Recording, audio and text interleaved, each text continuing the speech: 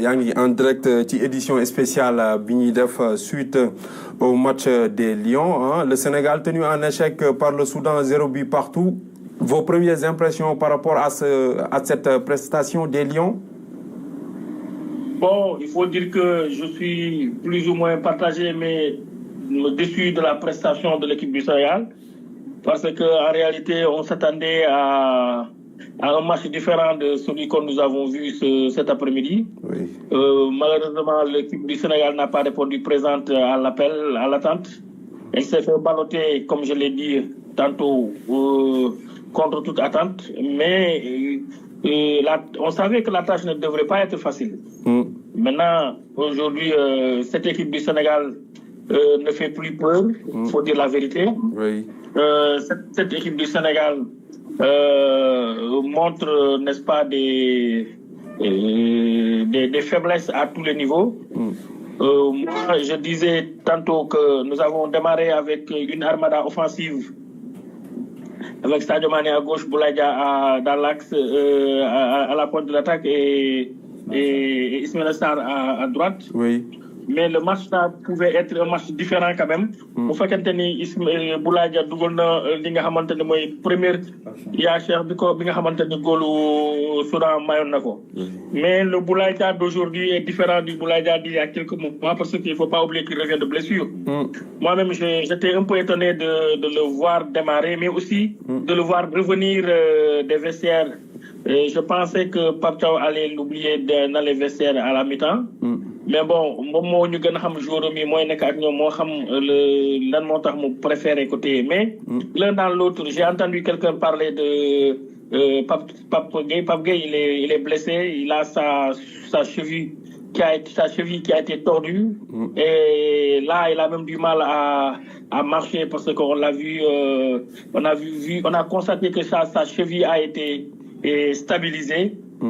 Donc là, l'équipe est en train de regagner petit à petit. Les joueurs sont en train de regagner petit à petit le bus pour aller vers l'aéroport. Fi nga xamante ne foofu la ñu war a jëlee lii di avion bi pour ñibbi si Sénégal. Mais Souleymane, pour vous dire vrai, oui. Aujourd'hui, ce match sur le papier, il n'y avait pas photo entre les deux pays, les deux équipes. Mais sur le terrain, on avait l'impression que les Soudanais on avait soif. C'est vrai qu'ils ont joué en bloc bas, ils ont procédé au contre parce qu'ils savaient qu'à tout moment l'équipe du Sénégal pouvait faire la différence.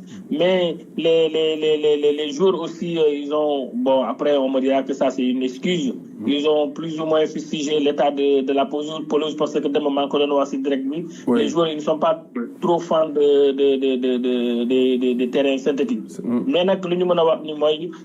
aujourd'hui l'équipe a pris un point. Elle a perdu 2.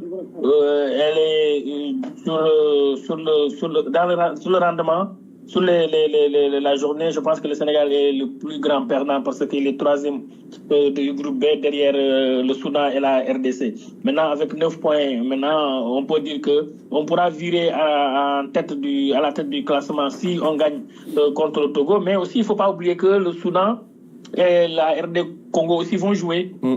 Donc, comme je l'ai dit, il faut que Pape Thiaw essaie de revoir sa copie, qu'il continue à parler, à dialoguer avec ses joueurs et à revoir sa copie, parce qu'effectivement, aujourd'hui, nous sommes restés sur notre fin. Parce que, oui, on me dira que Ismaïla Sarr n'était pas en jambes. On me dira que Pape Matar Sarr n'a pas fait une belle entrée, mais quand même je me dis que c'est l'ensemble de l'équipe qui n'a pas marché. Moi, la grande satisfaction, je pense que c'est Antoine Mendy, oui. Qui aujourd'hui est entré, il a pu stabiliser le flanc droit, mais de façon générale l'équipe du Sénégal s'est sabordée. Ça c'est une réalité. Et puis comme je l'ai dit, Pape Thiaw doit revoir sa copie, et je suis convaincu que d'ici mardi ils vont devoir trouver la solution qui permettra à l'équipe du Sénégal de sortir carrément la tête de l'eau, parce qu'il ne faut pas oublier que depuis le début des éliminatoires, on marque le pas. Très bien, Bakary Cissé, dernière question, Balamala Baye. Tout à l'heure, Gisnal en conférence, en zone mixte, Yawak, le sélectionneur Pape Bounama Thiaw, son choix de faire jouer Crépin Diatta sur le flanc gauche. L'an la Chitonto. Bon, moi, ça m'a un peu étonné, comme beaucoup d'observateurs, parce que Pape m'a dit que Crépin a l'habitude de jouer sur le flanc gauche de la défense à Monaco, et avant qu'ils le mettent, ils ont eu une discussion tous les deux. Oui. Mais bon, moi je ne suis pas fan de cela, parce que je me dis que l'équipe nationale, on ne vient pas en équipe nationale pour dépanner. Donc il a l'attitude de sélectionner 26 joueurs, et de ces 26 joueurs, il a pris des latéraux gauche. On me dira quelque part que oui, Abdul Diallo, ça fait un bon moment qu'il n'a pas joué sur le flanc gauche d'une défense, mais Moussa Ndiaye, il joue à Anderlecht sur le flanc gauche. Donc, et puis aussi, bon, ba les passé bu mu defee li nga xamante ne mooy liste bi. Quand il a convoqué la liste, on a vu que Krépin Diatta était dans la rubrique des joueurs des milieux de terrain. Maintenant, après, on ne va pas jeter de l'anathème sur ce que Pape Thiaw a fait, parce que ce sera très tôt, mais il faut qu'on se dise la vérité. Là, moi, je n'ai pas compris son schéma.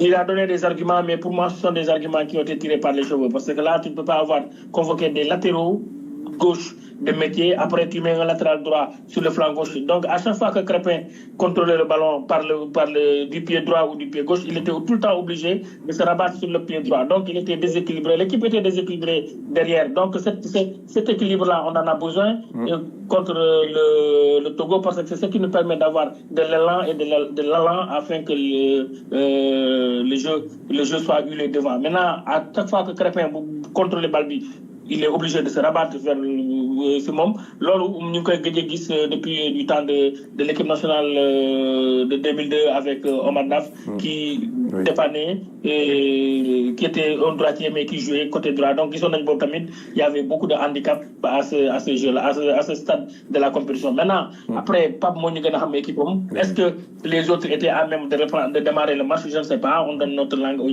au chat en attendant que nous ayons l'occasion d'aller à Pape Thiaw poser une question.